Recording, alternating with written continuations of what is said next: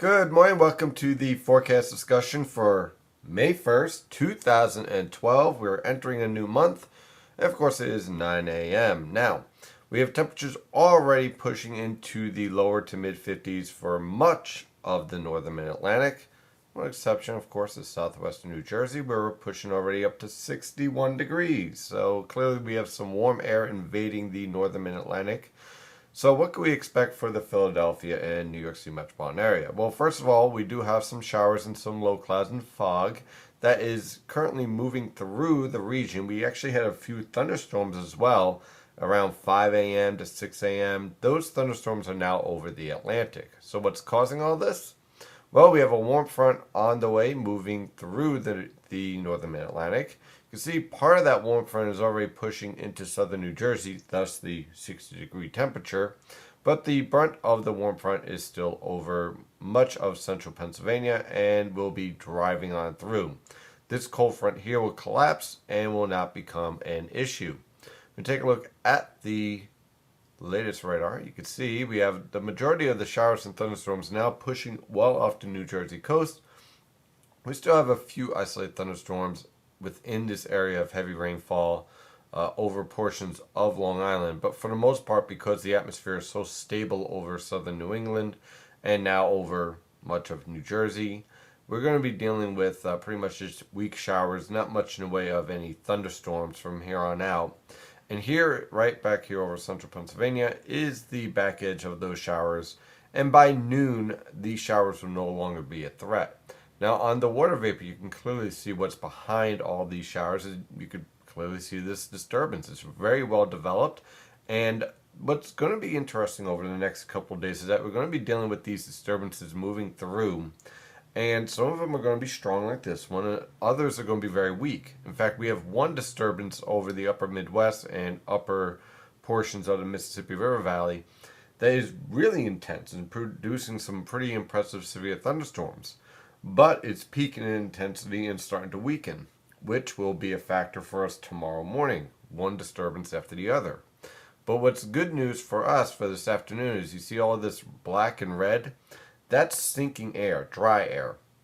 And what I'm expecting for this afternoon is as this disturbance is rapidly moving east, we'll fall under the influence of that dry sinking air and we'll have skies clear out.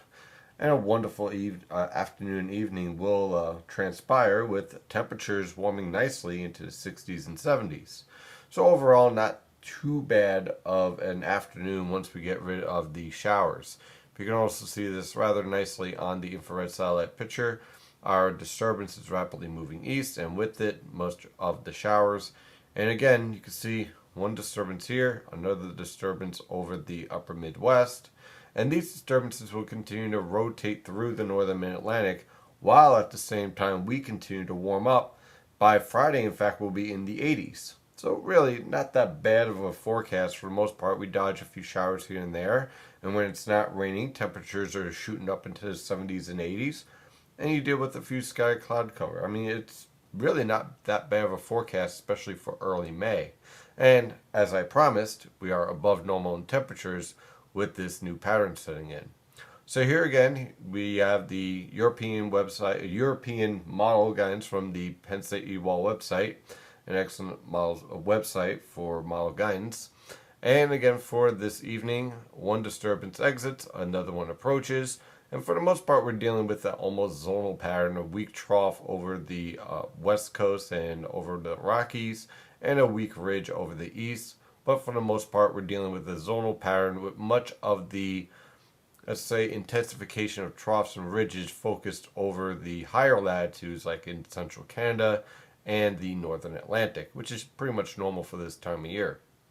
Moving in for tomorrow evening, we have a little bit stronger ridge, so what I'm expecting is a few scattered showers tomorrow morning with another disturbance, and then we clear out really nicely and we warm up into the 70s with a ridge axis over the northern mid-Atlantic. I'm expecting dry conditions for tomorrow evening, so if you have any plans, don't worry, it'll be wonderful for tomorrow afternoon and evening with this ridge axis in place, and of course with our high pressure system focused over the southeast coast. That means southwesterly winds will take hold throughout the atmosphere, leading to very warm conditions. The warm conditions will continue on through Friday and Saturday with temperatures well above normal in the 70s and 80s once again. And again, we're going to continue to deal with the occasional disturbance moving through with a few scattered showers here and there. And that pattern will continue on through early next week. High pressure will be a little bit more controlled by Sunday and Monday, leading to drier conditions, only an isolated threat of a shower here or there. And then as we move into the extended forecast, it's just going to continue on with the same type of pattern, with a trough occasionally moving through, not really digging, not really able to drive any cold air into the northern Atlantic, which means that our temperatures remain above normal, basically in the mid 70s to lower 80s, moving on through the entire forecast period. So overall, really not that bad of a forecast whatsoever. So that is your forecast discussion for today. Again, once these showers exit, a wonderful afternoon will take place with temperatures warming up nicely into the upper 60s right along the coast, mid to upper 70s away from the coast. And then this evening is going to be dry and very comfortable as well. I'm your meteorologist, Stephen DiMartino. Of course, you can follow the latest weather information at nynjpaweather.com and nynjpaweather on Twitter and Facebook. Have a wonderful day. Stay safe out there.